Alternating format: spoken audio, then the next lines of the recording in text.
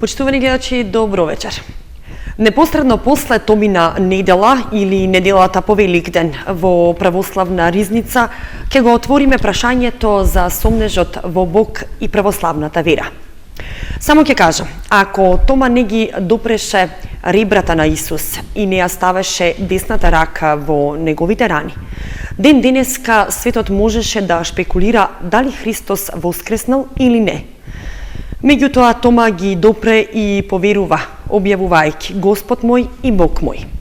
Апостолите тоа го потврдија и заради тоа ние денеска сме утврдени во вистинитоста.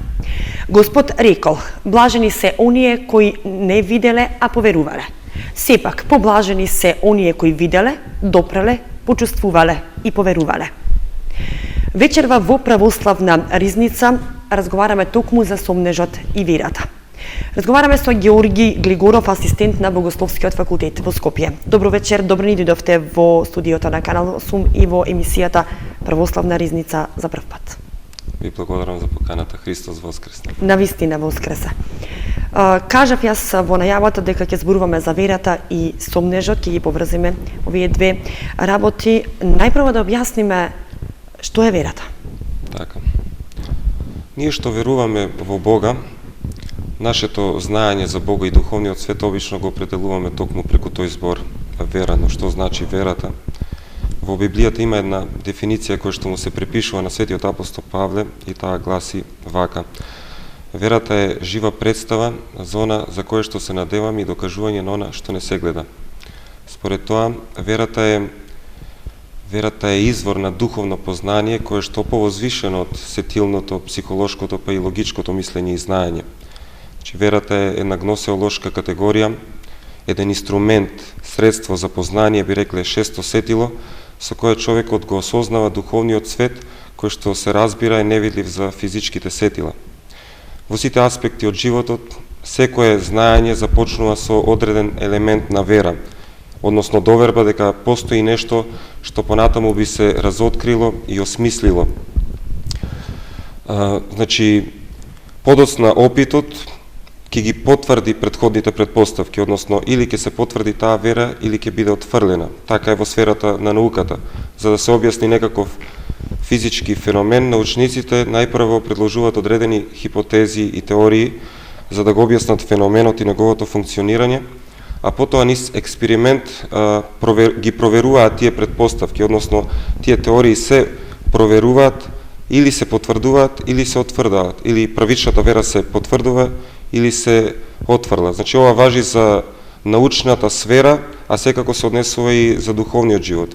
Кога зборуваме за христијанството, правичната вера, како што вели светиот апостол Павле, се раѓа од слушањето на Словото Божјо, а сето тоа како еден одговор на нашето трагање, односно на трагањата на нашиот, на најдлабоките трагања на нашиот дух за смислата на постоењето.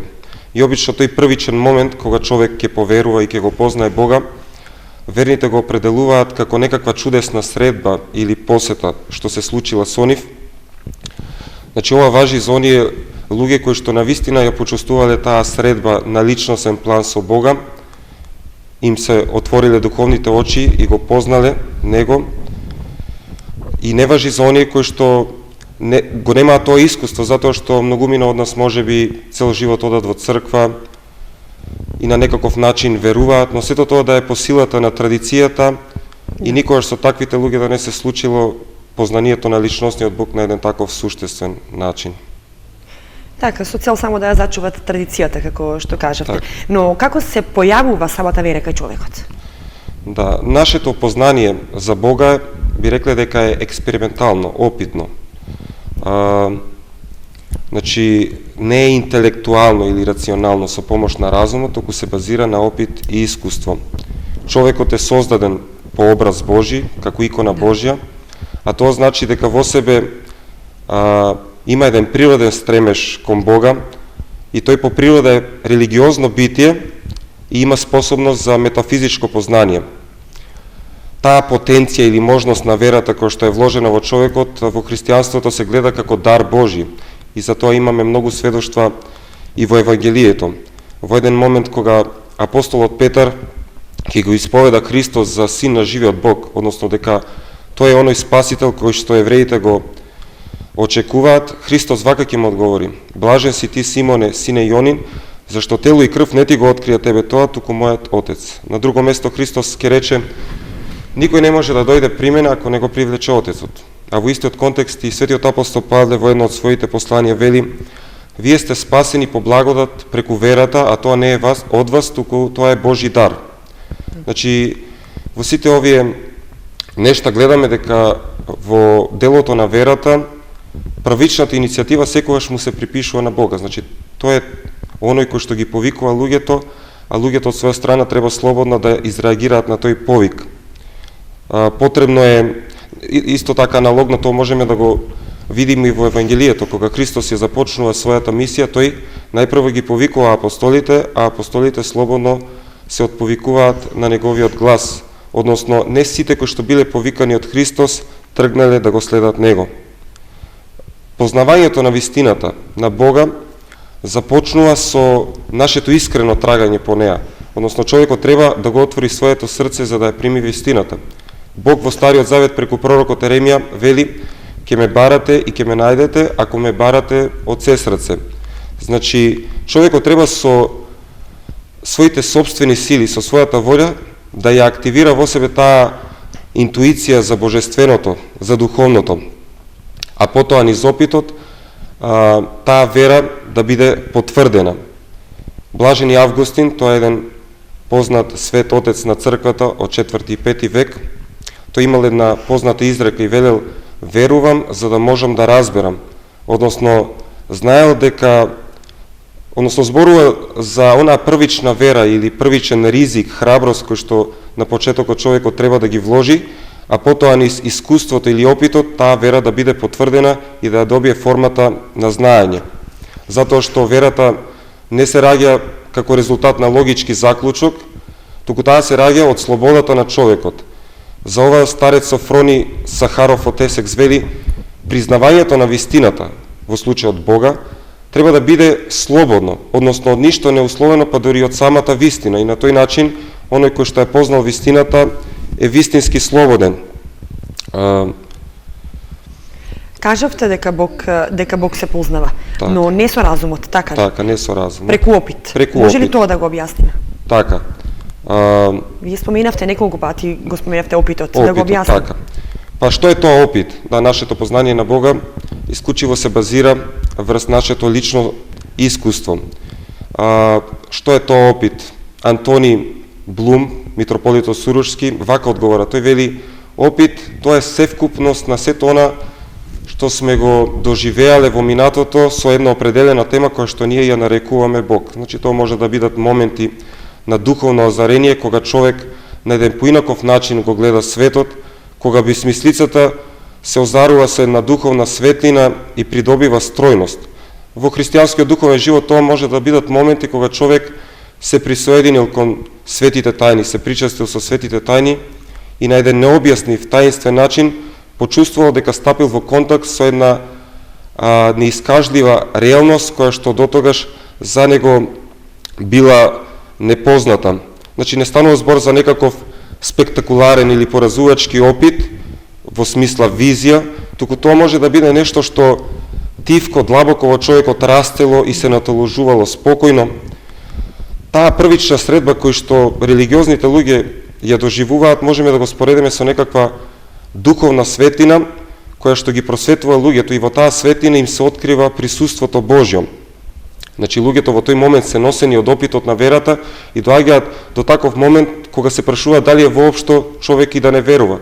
Но потоа што се случува? Потоа таа светлина како да се повлекува и човекот, иако не е носен од опитот, сепак останува знаењето или сведоштвото за она што го доживеал претходно, и сега доаѓа еден друг момент кога човекот треба да направи подвиг на верата, затоа што верата е подвиг, не е тоа нешто што паѓа од небото, туку зависи од нас самите. Значи, човекот не е носен од опитот и затоа е потребно тој да вложи напори, да не го заборави сведоштвото кое што го доживеал.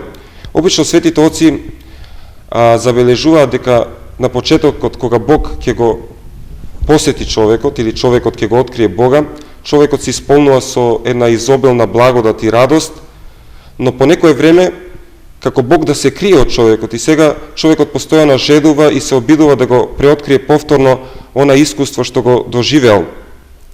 Во библиската книга Песна на песните, каде што се зборува за една љубов помеѓу двајца, возлюбениот и возлюбената, и книга која што и во еврејската и во христијанската традиција од секогаш се читала на еден таинствен алегориски начин, како образ за љубовта помеѓу Бог и својот народ, помеѓу Христос и црквата, па би рекле и помеѓу Бог и отделната индивидуа.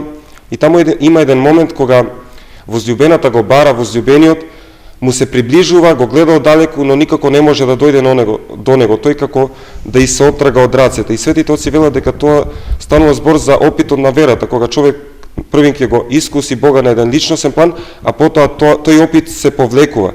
И отците продолжуваат со тоа велики дека Бог го допушта ова, за на некој начин човекот слободно да може да му се приближи, значи слободно и љубовно, без насилство да му се приближи на Бога. И сега кога човек го има тој мал опит, макар да е мал и ограничен, му дозволува да го прими опитот на другите луѓе кои што е побогат од неговиот.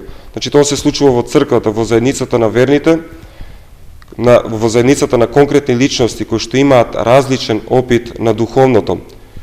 Значи, врз основа на мојот мал личен опит, јас ќе можам да го примам соборниот опит на црквата, значи опитот на апостолите, на светителите, на духовните отци и потоа низ динамичниот живот во црковниот живот, нашата вера постепено да се засилува и да се зајакнува. Рековме дека верата не се раѓа како резултат на логички заклучок или после некаква научна аргументација. Значи, научно Бог ние не можеме да го докажеме, ама во исто време ние не можеме ниту да го негираме неговото постоење, така и со верата. Верата не може да се докаже, ама за неа може да се раскаже. Евангелијата се токму тоа. Тие не се изложување на некакви научни факти, туку расказ за верата или она што го доживеале самите апостоли. Можеме ли да кажеме дека христијанството ја кажува вистината? Па секако. Постои ли сомнеш тука? Постои, но во секој случај... Од каде можеме да бидеме сигурни за тоа? Па се започнува практично со нашата вера кон сведоштвото на светите апостоли, затоа што апостолите не проповедале некаков збир на морални правила, туку тие проповедале еден историски факт, а тоа е воскресението Христово. И првичната проповед на Евангелието се состоела токму во тоа, не во ширење на некаква идеја за морални правила, во смисла 10 Божји заповеди, не кради, не лажи, туку апостолите, она што го проповедале на почетокот, можеме да го сумираме во поздравот со кој што ние во овие пасхални денови се поздравуваме. Христос воскресна. Значи тие оделе најпрво при своите истоверни браќа евреите, а потоа и кај баганите, велејќи им Месијата кога што го очекуваат евреите дојде, тоа е Исус од Назарет, практично тоа е Бог кој што се воплоти, тој страдаше, умре, но и воскресна. Значи во тоа се состоела првичната нивна проповед. И она што апостолите го проповедале не се базирало на некаква предпоставка, туку тоа тие го говореле од свој личен опит, затоа што имале опит со воскреснатиот Христос. Значи подоцна тој опит тие го посведочиле на највисок степен, а тоа е со својата смрт. Значи сите апостоли, освен можеби само светиот апостол Јован Богослов, пострадале маченички токму за тоа сведоштво. Сега некои би рекле, некои скептици дека апостолите лажеле, односно биле измамени или нас не излажале, но тоа не би било возможно затоа што апостолите во миговите на воскресението Христово првично биле ужасно скептични. Значи тие не им поверувале на жените мироносици кога им била објавена веста за воскресението. Па дури апостолите се сомневали кога го виделе Христос воскреснат. Значи ужасно се сомневале. Дури потоа, откако го виделе, нивната вера се утврдила, а и дури за време на страданието Христово, што се случило? Апостолите едноставно се разбегале од страв и си се вратиле на својот првичен занет кој што бил риболов. Значи тие немале некаква амбиција да шират проповед, односно идејата за воскресението. Тоа се случува подоцна, 50 дена по воскресението, кога Светиот Дух ќе слегне врз нив, односно ќе бидат облечени со сила од озгора, па со силата на таа благодат ќе се случи тоа чудо на ширење на христијанската вера по целиот свет. Од друга страна, апостолите не е возможно да не излажале нас, затоа што би немале никаква полза од тоа да го проповедат Христа распнатиот во нешто во што и самите не веруваат, а зашто би претрпеле само страдања, беди, значи смрт. И остануваме со третата опција, дека тие ни ја кажале вистината. Значи, ако појдеме од позиција на негирање и скептицизам, ние никогаш нема да поверуваме. Како што и Свети Августин велел, верувам за да можам да разберам, односно дека е потребно човекот да почне со елемент на вера, а потоа низ опитот таа вера да се потврди во форма на знаење. Како што и во црква ние, кога за време на причестувањето пееме, вкусете и видете колку е благ Господ. Тоа е еден старозаветен псалм кој што се цитира, и ја има истата таа идеја, дека најпрво ние мораме да вкусиме од опитот, за потоа да имаме искуство за него. Тоа тело Христово, така. И Пилат за време на страданијата го прашал Христос што е вистината, а Христос молчал. Светите оци вака го објаснуваат тоа. Христос молчал, велат тие, затоа што Пилат погрешно го поставил прашањето. Требало да праша кој е вистината, затоа што вистината не е нешто апстрактно, туку тоа е нешто лично, односно личност, а личноста единствено се познава преку стапување во личностен однос со неа. Така, Христос како Бог е личност и ние него ќе го познаеме единствено преку личносниот опит во животот на црквата. Сведоци сме дека во денешно време христијанството се јавува во повеќе форми и облици. Тука ќе споменам православната, католиците и протестантите. Можеме ли да бидеме сигурни дека православната црква е онаа вистинската? Да, кога би ги поставиле работиве на овој начин, навистина човек како да се соочува со една сложена материја. Да, и повторно се појавува тука сомнеж, зашто токму православната црква да биде онаа вистинската. Во денешно време има еден таков истакнат релативизам од типот дека сите религии се исти, дека е добро да се верува во нешто, не е важно во што и така натаму. Да. Но според секоја логика знаеме дека вистината може да биде објективно една, значи не може да постојат повеќе вистини. Ние кои што сме православни, тврдиме и сме уверени дека православната црква е она оригинална и автентична црква која што е востановил самиот Господ Исус Христос и за која што се зборува на страниците од Новиот Завет, значи од Библијата. А православната црква има еден нераскинат историски континуитет со таа древна апостолска црква.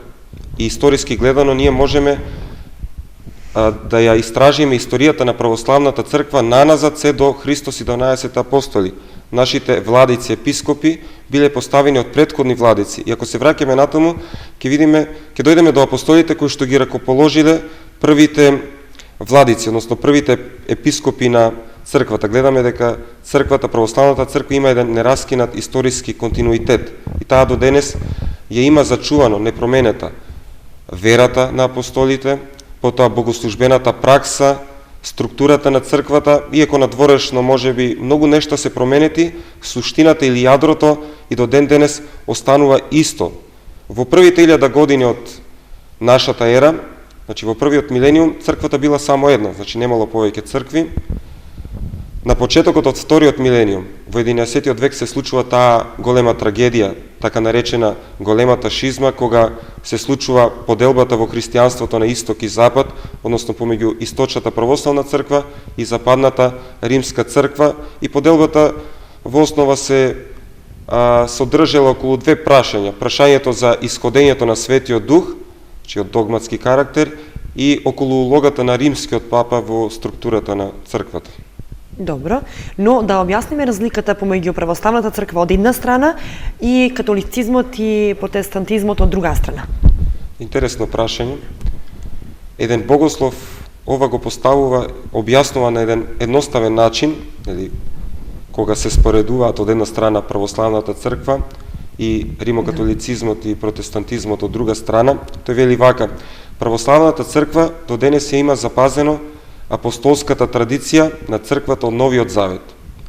Кон таа традиција, римската црква секогаш додавала нешто, а од своја страна протестантската црква или протестантските цркви одземале од таа традиција нешто. Еве конкретен пример со символот на верата. Тоа е краткото изложување, древното кратко изложување на нашата вера, кое што ние до ден денес на секоја литургија го читам и започнува. Верувам во едниот Бог, Отец, Вседржител и така натаму. Така, овој символ православната црква го запазила непроменет до денес. А кон тој символ римокатоличката црква додала нешто, а тоа е зборот филиокве, односно во делот каде што се зборува дека Светиот Дух исходи не само од Отецот, туку и од Синот. Филиокве, тоа значи и од Синот. Но во православната црква го нема тој додаток. А од своја страна протестантите овој символ на верата воопшто не го ни изучуваат, значи воопшто не го ни практикуваат во својата религиозна пракса. Друг пример би било ерархиското уредување. Да кажеме, римокатоличката црква додела некои слоеви во црковната ерархија, а пред се тука е папизмот, а протестантите од своја страна кај нив има еден изразен антиерархизам, односно кај нив нема службено свештенство како такво. Во православната црква ние оние кои што поинаку учат од неа, односно од правилното учење, ги нарекуваме еретици, затоа што практикуваат ерес, погрешно учење. Овој збор во денешно време не е многу популарен и се доживува многу мрачно, но во самиот збор ерес се содржи суштината на девијациите од вистинското правилно апостолско учење за христијанските вистини. Па така, ерес, самиот збор значи избор. Тоа е кога од полнотата на вистината, од полнотата на откровението, човек ќе избере само еден аспект, а другиот го отфрла. Како од една цела торта, човек да избере едно парче кое што субјективно нему му се допаѓа и го отфрла остатокот од тортата. Значи, по однос на полнотата на вистината, еве еден конкретен пример. Околу учењето за спасението на човекот. Древното учење, апостолско учење, кое што до денес православната црква го запазила, дека ние се спасуваме преку балансот на благодата Божја и нашите добри дела, односно нашето слободно учество, подвигот кој што го вложуваме во црквата. Значи, преку таа синергија. За православната црква одсекогаш делото на спасението е со помош на благодата и добрите дела. Добрите дела и благодата се како две страни на една паричка, значи тие секогаш одат заедно. Од своја страна на запад, римокатолиците околу прашањето за спасението го истакнуваат морализмот, односно дека човек се спасува со своите лични дела, а од друга страна протестантите пак ја нагласиле верата дека човек се спасува со тоа ако го признае Христос како свој спасител и искупител, и веќе на некој начин подоцнежното поведение како да не е важно, затоа што спасението веќе е примено. Гледаме дека и во двата случаи на запад се прави избор, и тоа е суштината на зборот ерес. Се избира еден аспект од религиозната вистина, а не се прифаќа целата полнота, односно целосноста на откровението. Друго нешто кога зборуваме за тоа дека православието е вистинската црква, да си спомнеме што правеле апостолите после Христовото воскресение и вознесение. Значи, тие се собирале на едно конкретно место во Господовиот ден, неделата, и прекршувале леп. Прекршувањето леп е библиски израз за тоа дека служеле литургија, односно тајната на телото и крвта Христови. Значи, онаа литургија која што и ден денес е зачувана во православната црква и ние ја служиме и до денес. Значи, она што е важно, дека прво била востановена црквата и литургијата, а потоа се појавува Новиот Завет, односно оние евангелски сведоштва за Христовиот живот и неговото учење, па дури и посланијата на апостолите. Значи, она што е важно е дека литургијата е постара од Новиот Завет. На Запад се случило нешто вакво. Значи, ке протестантите има еден принцип кој што го нарекуваат сола скриптура, само писмото. Значи, тие Новиот Завет го гледаат како единствен извор на преданието, единствен извор за христијанската вистина. Но за нас православните, Светото писмо, Библијата е само еден аспект од преданието, значи тоа не е се.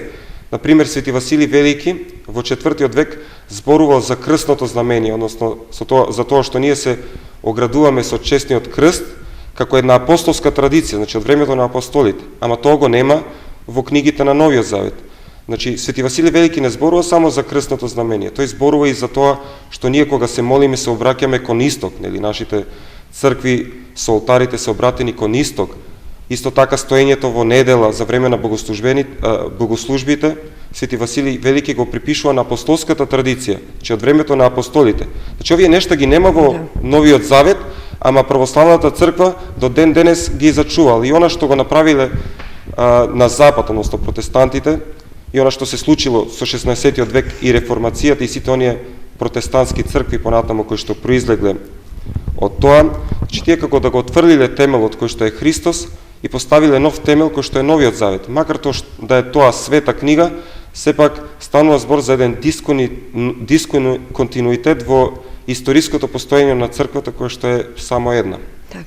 Во продолжение од емисијата јас би се навратила на она што го кажав во најавата во врска со Томина недела која што туку помина, кажавме неделата по Великден, посветена на светиот апостол Тома. Знаеме, на сите ни познато дека Тома не го видел Христос и затоа не поверувал. Подоцна му се јавил и поверувал.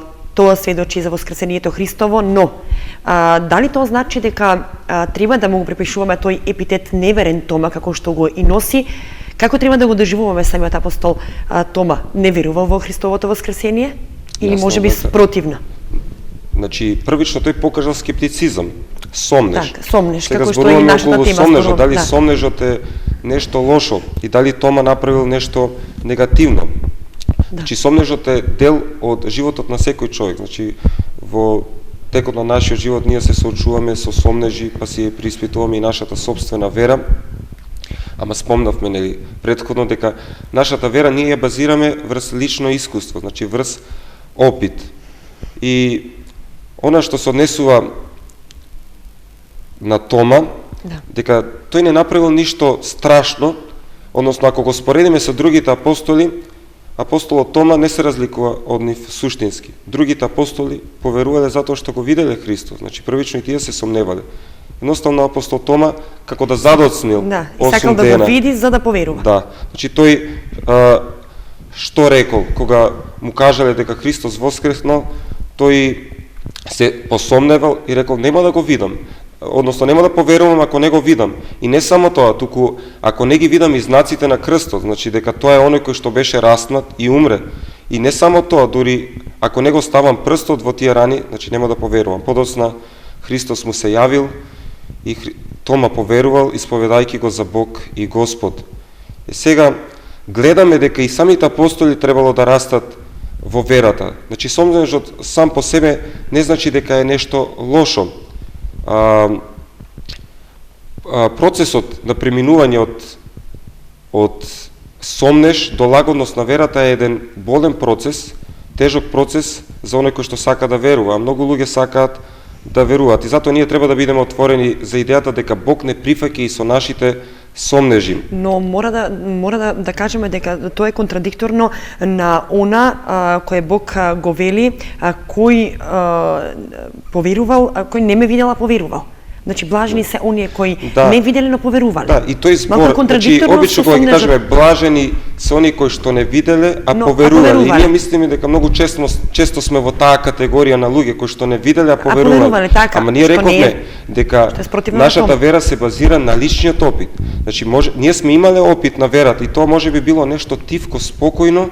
Значи, сме биле понесени од некаков опит кога сме го доживеале Бог на еден личностен план. И тоа е пак едно искуство, видение. Значи, сме виделе, сме вкусиле, па сме поверувале. Значи, сепак не е таков опит како на апостолите, кога го виделе него воскреснато. Во секој случај не можеме да кажеме, нели, да се амнестираме, дека ние можеме и да се сомневаме затоа што сме немале таков опит како што имале апостолите. И сега кога зборуваме за Тома, важно е да се спомене дека не мора да значи дека неговото неверие било лошо. Дури Свети Јован Златоуст во своите објаснувања токму на ова место, на овај настан од Евангелието, тој го пофалува неверието на Тома, нарекувајќи го добро, затоа што лекомисленоста или лековерноста е својствена за нестабилните и лабилните личности.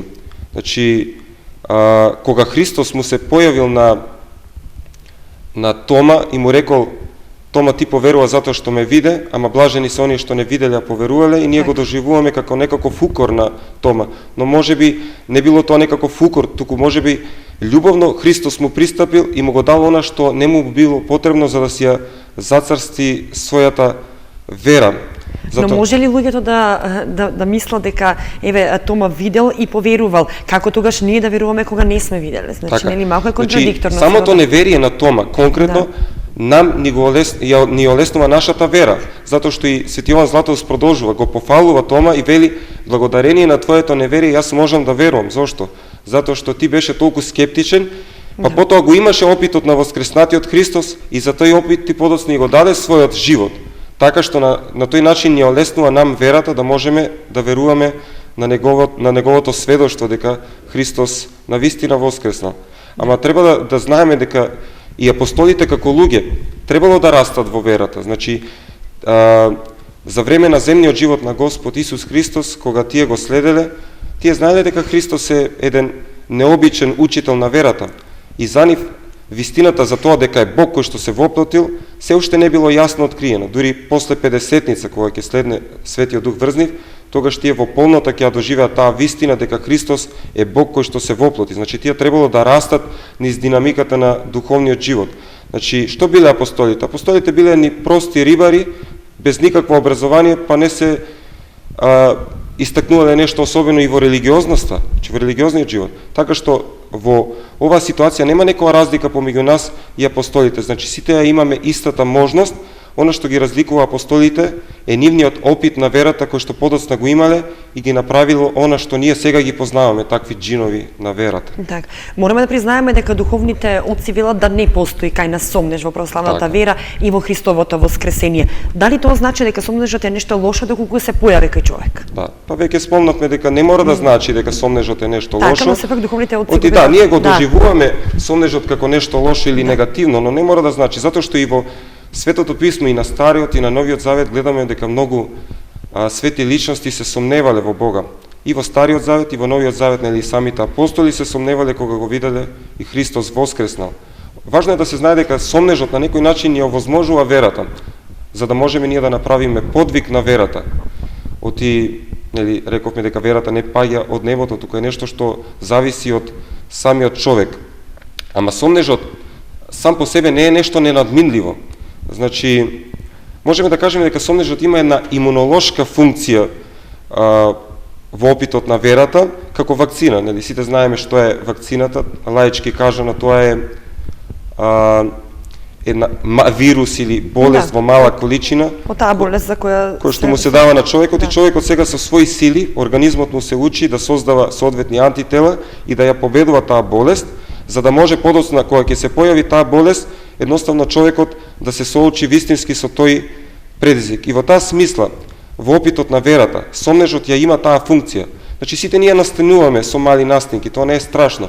Проблемот е ако таа настинка премене во пневмонија или во потешка форма, тука е страшно. Значи, кога ќе се појави сомнеж, човек едноставно треба да се сеќава на онаа првично искуство што го имал кога го познал Бога. Нели, тоа е таа прва љубов која што не треба да ја заборавиме и за која што се зборува во Откровението, во последната книга од Светото писмо.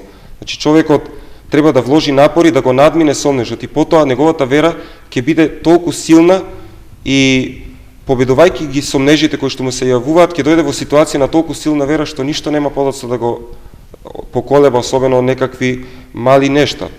Значи, кога зборуваме, значи, ако не го победуваме сомнежот, ние ќе дојдеме постепено во ситуација на некаква безчувствителност и ќе си останеме во своето неверие. Значи, сомнежот дозволува човекот да се изрази самиот себе си слободно како личност и преку подвигот на верата на вистина да го познае Бога и да стапи во еден личностен однос со Него.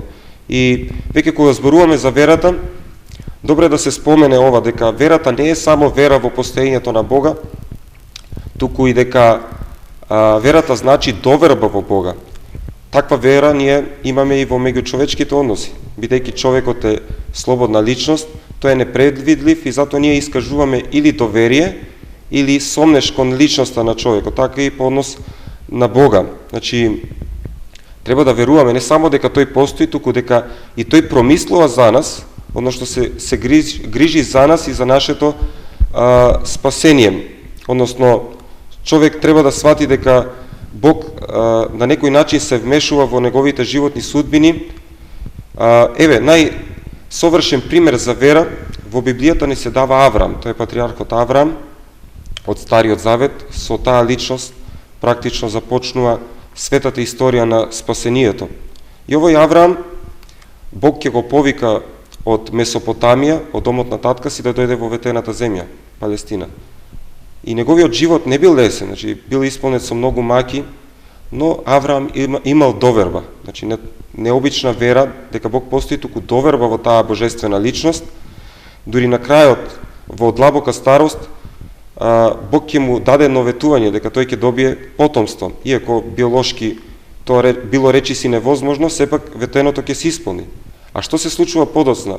Бог ќе испита неговата вера, која ќе побара тој негов возлюбен син Исак, кој што го добил поветување, да го принесе како жртва на Бога. И Авраам и тука не се посомнева, иако му било тешко, сепак имал намера да го принесе Исак како жртва. Но знаеме дека во последен момент Бог го спречил и го пофелил за неговата вера која што била голема. Значи човекот не треба само да верува во Бога, туку треба да има и доверба дека тој се грижи за нас, односно промислува за нас. Дека нели во народот има една поговорка: секое лошо е за добро, односно дека она што ни се случува во животот има некаква смисла што понатаму би ја откриле. Дури од човечка перспектива ние можеме да сватиме, да видиме дел од таа Божја промисла. Еве, после одреден временски интервал, неколку години, човек ќе каже: па она што ми се случи порано, онаа трагедија, сега сваќам зошто ми се случило, подобро што се случи затоа што немаше да бидам она што сум сега. Гледам во што била користа. Значи, што се случува по Божјо допуштение и така перспектива, човек може да види само дел од Божјата промисла, сепак повеќето работи за нас се таинствени, единствено ни останува да имаме доверба во тоа дека Бог се вмешува во нашиот живот, односно се грижи и промислува за нас и за нашето спасение. Значи ние треба да имаме не само вера дека Бог постои, туку и доверба во неговата промисла за нас и за нашето спасение. Ти многумина веруваат на еден филозофски начин во Бога, дека постои некаков апсолут, некаков причинител. Но сепак роптат ако се случат некои трагедии, така и дури не веруваат дека тој се вмешува во животот. Бог ми го допушти ова и се прашуваат и го обвинуваат самиот Бог. Значи тоа се нарекува деизам, значи верувам во некаква виша сила. Ама верата во библиска и христијанска смисла е нешто поинакво. Значи тоа е стапување во личностни односи со Бога и во тие личностни односи има динамика, значи не е така едноставно. Дури Аврам, подоцна, кога била испитана неговата вера, за тој настан свети апостол Павле вели: потоа, кога се виде неговата вера, Бог му ја прими таа вера како оправдание и Аврам се нарече пријател Божи. Значи, пријател, тоа е највисока форма на личностни односи. Така човекот едноставно не треба да верува само во Бога, туку едноставно треба да има доверба и во неговата промисла. Јас ќе се заблагодарам што одвоивте време и покрај ангажираноста околу вашите студенти, кажавме дека се асистент на Богословскиот факултет во Скопје, да издвоите време и да дојдете во Канал 8 за нашите гледачи, да можеме да направиме една ваква емисија во која многу објаснивме за сомнежот и верата. Има за што да се зборува со вас, можеме и понатаму да соработуваме и да разговараме на многу други теми.